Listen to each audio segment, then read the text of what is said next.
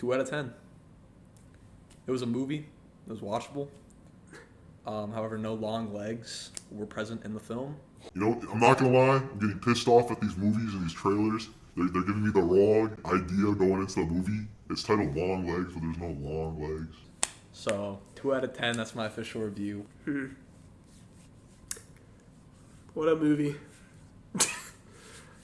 Don't really know where to start. Yeah, I kind of don't know. I kind of don't know either. I've been trying to figure out how to articulate what I saw and how to explain what I saw and how to say. Bottom line is, if you are interested in cults, watch this movie.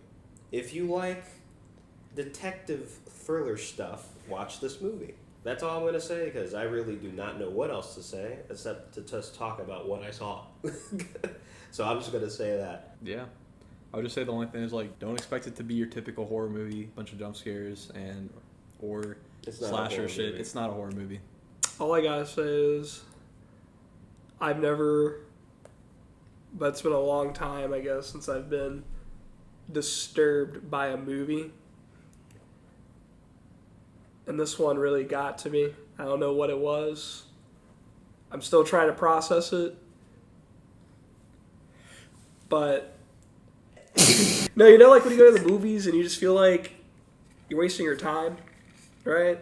Mm-hmm. I did not feel like that watching this movie. I felt like I was actually watching it and I wasn't doing anything else. Yeah. I was invested in what I was seeing. Right. They literally tell you when the first act is, when the second act is, when the third act is. Yeah. So it's very easy to fall through. Okay, now I know what now I know what's going on here. Yeah, deeply disturbing in a lot of ways. Some funny parts. I don't want to go into anything yet because we're not in the spoiler section, but when we get there, it'll probably be easier to talk about it. But for a movie, like if you're going to watch this as a horror movie, like you know what Eddie was saying, and Oliver, I guess, just don't do it. Don't go see it. It's not a horror movie. It's not your typical horror movie. It's very much more of a thriller, psychological thriller. Heavily psychological. Yeah. Heavily.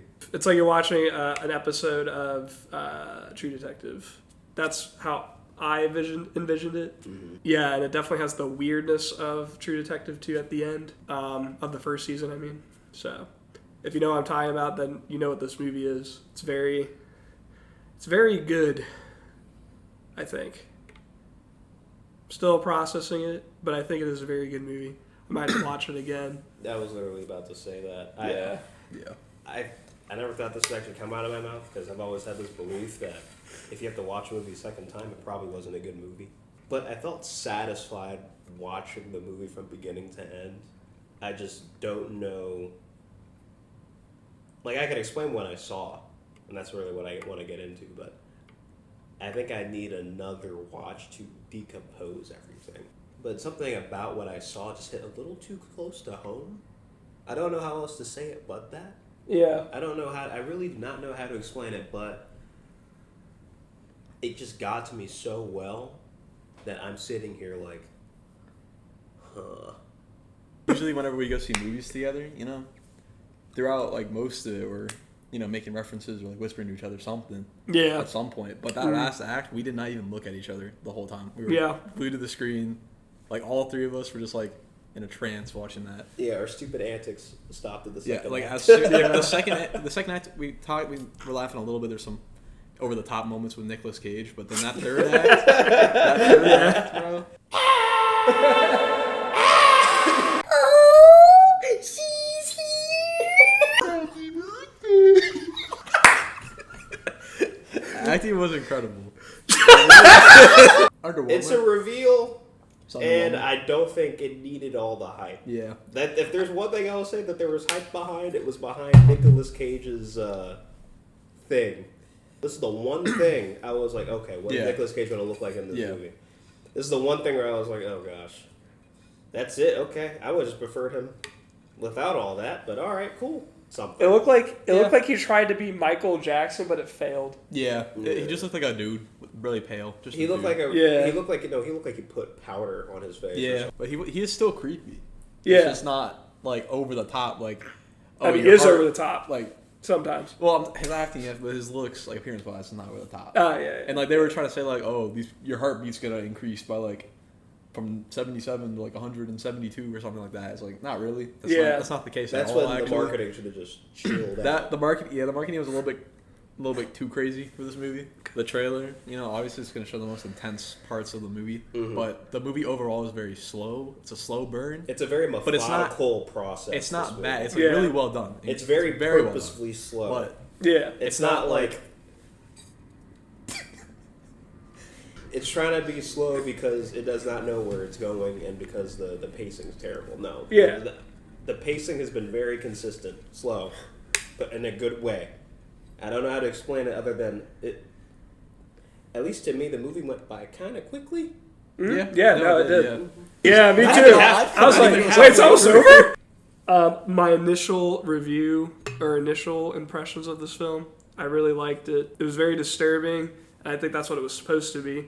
But I also think it had this like very unique, like it was very similar, but also very unique. It took a lot of things from a lot of horror movies, and I know this is being said by everybody, but it did do that. It took a lot of things from a bunch of different horror movies, and it made it better, but also did some unique things too that I liked, especially with the cinematography. Like the shot, the camera angles, very good, made you think something was going to happen.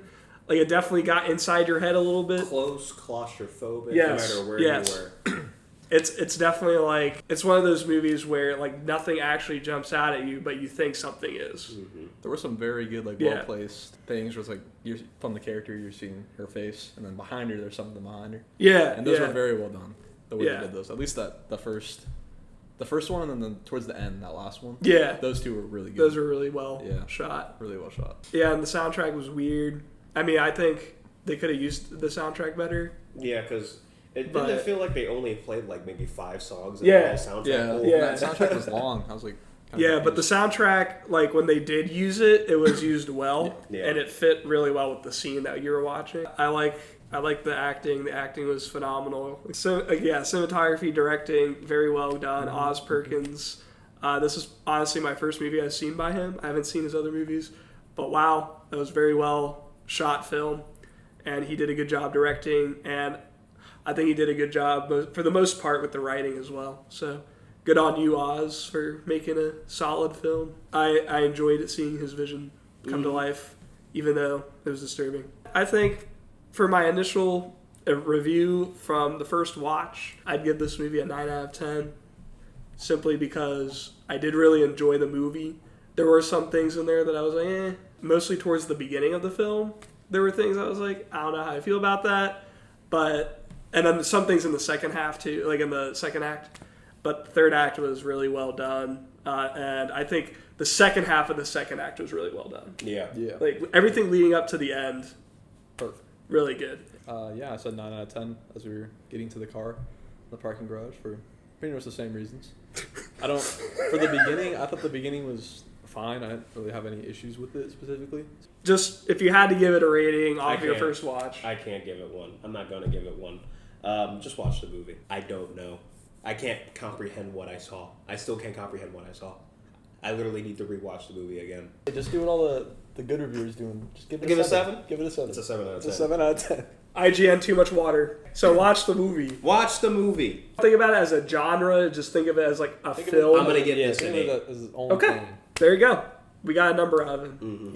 He said 8. 8. All right. So 9 plus 9 plus 8 is a 10 out of 10. Anyways, it's time to talk spoilers because that's all we're really here to talk about. When I come to your house, I'm gonna give you a doll and kill you with it. Well, that just spoiled the movie. Beginning of the movie starts off with we see like a flashback. I really liked how it started with the red screen and how it was like slowly expanding as they were showing the credits. That was cool. I thought that opening scene with Nicolas Cage was pretty good. Like it set the tone for the film. Yeah. Yep. For sure. And how weird but it was gonna be. Yep. I also didn't like how when they just showed his face in like a flash second, it's like, all right, now we saw his face, and then they played this but weird then song. But they were still like using him in the movie as if we didn't see his face, right? Because I was like, wait, what? When we saw his face. Technically speaking, and it probably did that just to trip with what you're seeing. Yeah, I guess they did. because they wanted you to actually see what he looks like in clear view. Yeah. This quick little bit was like, wait, no, wait, I want to see what he looks like. Well, you gotta watch the movie to come see the rest. Yeah. The beginning of the movie, the second beginning of the movie, we cut to Mika Monroe being an FBI lady agent, as the girl says. They say that there's a serial killer here, and at first I thought it was Longlegs. Yeah. It wasn't Longlegs. And that's actually something I was going to say. Like, I get why they had that as the opening to the movie, but like... To show her hunches? Yeah. But like, I think it could have been done better in a way. Mm-hmm. Okay, yeah. Like they just find this random dude in the house, and he's just like, "Oh, I'm here. Take me in." Yeah. But it's like, wait, who the hell is this guy? Also, did he hang on? Did he run upstairs? Yeah. After he killed the guy. Yeah, he just like shot him and ran away. Yeah. Her partner gets shot in the face after she gets a hunch about this one particular house. So the guy goes to that house and is like, "Hey, blah blah blah." It's a very decently acted and tense scene. Yep. And you go inside the house. Everything is all tight, claustrophobic. Again, you get this weird feeling that you're with her, but like it just feels really claustrophobic. It's very weird. Yeah. They do a really good job with that. It makes you feel uneasy, not at ease at all. I thought but that then they opening... just freaking find the dude like this. Yeah, like he didn't put up a fight. He didn't put up a fight. And she was the only other person I in that wanted house. to see what was going to happen. Like this little acorn-shaped girl is going to cuff this guy, and this guy's going to be okay with it? No other FBI agents are there. It's only her. She didn't contact anyone else for backup. Got way better after that. At first I was like, oh no. After that I was like, oh yay. We basically go right into the Longlegs case itself because the head honcho guy says, hey, I need your help, with this case because you seem to have an insight that not other people have. She starts doing her own investigations and is like figuring stuff out. They go home and she, meets his family. She gets to talk to the daughter, and the daughter starts asking her questions that you see in the trailer, like, "Is it scary being a woman in the FBI?" And she's like, Yes. After watching the ending, I'm kind of like seeing like, the whole Satan stuff that was going on. yeah, So when the daughter asks, what did you want to do? Remember, she says actor? yeah, Or actress, I guess. She says her mom wouldn't let her do that because being an actor messes up children. I think the mom was trying to like keep her safe from Satan, like as far away as possible. And being an actress would have gotten her closer if in this universe. There's that scene where she's in her house and then, she sees something outside. That scene, yeah. Yeah, who was that? Was that Longlegs? Longlegs? That was Okay. Longlegs. Okay. Yep. But then there was the figure, the dark figure, shadowy figure that you see. That was Satan. You're like, that who was is that? Satan. That was Yeah. Satan, yeah. That was creepy. And that was a very well done scene. Well, I think the biggest part about that scene is he leaves the note and she is able to decode everything. Yeah, on that note. she's able to start decoding his weird writing. Act 2, wow, what an act. There's a lot of crazy things in that act. That's when you kind of see more of Nicolas Cage's character. Yeah. And he's very... yeah. They introduce him with, you see it in the trailer where they do the, like they have him go like this. Cuckoo, cuckoo, cuckoo. Daddy! I think this is one of his best roles. Yeah. For sure. We get to see more of him in the second half, and you also get to, we get to see Mika... or her character's name is Lee, I guess. Yeah. We get to see Lee Harker doing more investigating on who Longlegs is, where he is, blah, blah, blah. More importantly, just like the murders themselves. Nicolas Cage's character, and then this other like random chick who was... The mental asylum chick? Yeah, the mental asylum chick. Yeah. We learned that they are like... They would just follow Satan, just do whatever Satan asks. Yeah. So she was saying stuff like, if Satan wants me to jump off a rooftop, I will. Which she did at the end of the movie.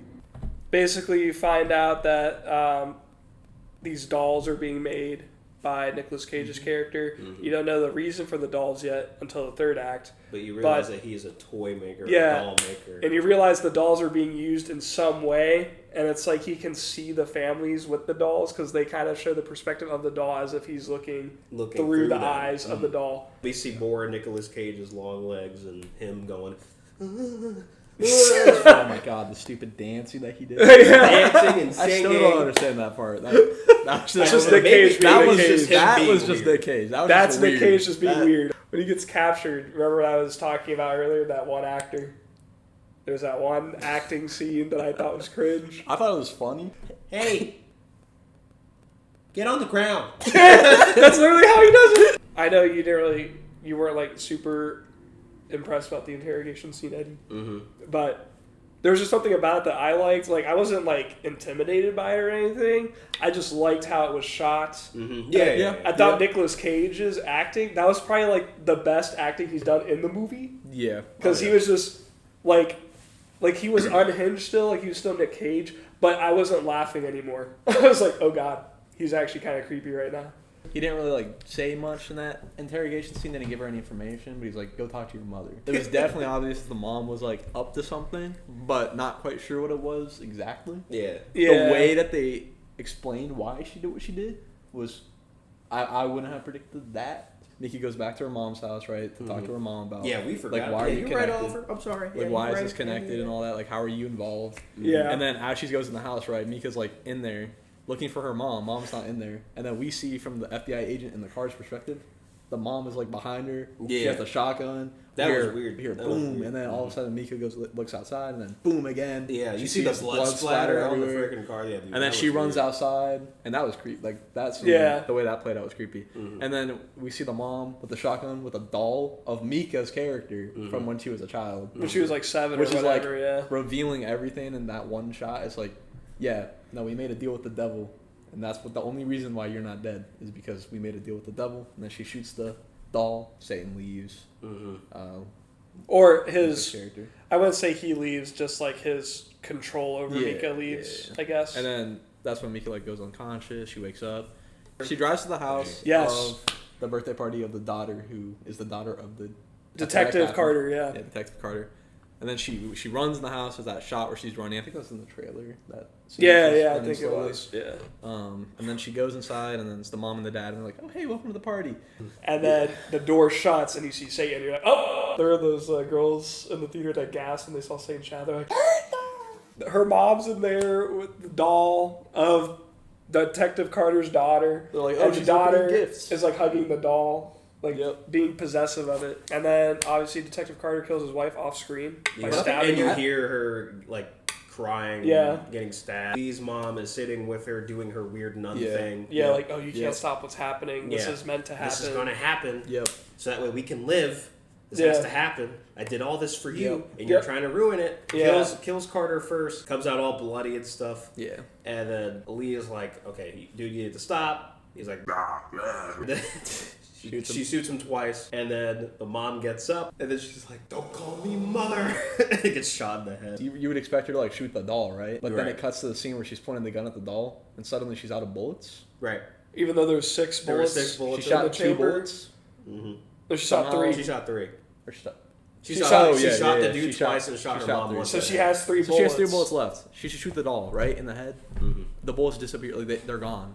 Like we don't see them on screen disappear. Mhm. But when it cuts to that, she can't shoot the gun. Obviously, I think the ambiguous shot at the end is kind of to tell us as the viewer, like, you know, this is not over. And the biggest shot was it was a cut back to the interrogation scene with Nicolas Cage saying the whole like "Hail Satan" stuff before he killed himself, but this time it was Yeah. just "Hail Satan." Then he was like, "Mwah, me," and then the movie ends. Yeah. That's how the That scene was movie a ends. little goofy. But yeah, that's pretty much Yeah, the movie. that was the movie. And obviously, our bumbling buffoon selves probably butchered the movie by explaining it to you. If you listen to these spoilers and you're like, what the heck are these idiots saying? Just go watch the movie. Watch the movie, bro.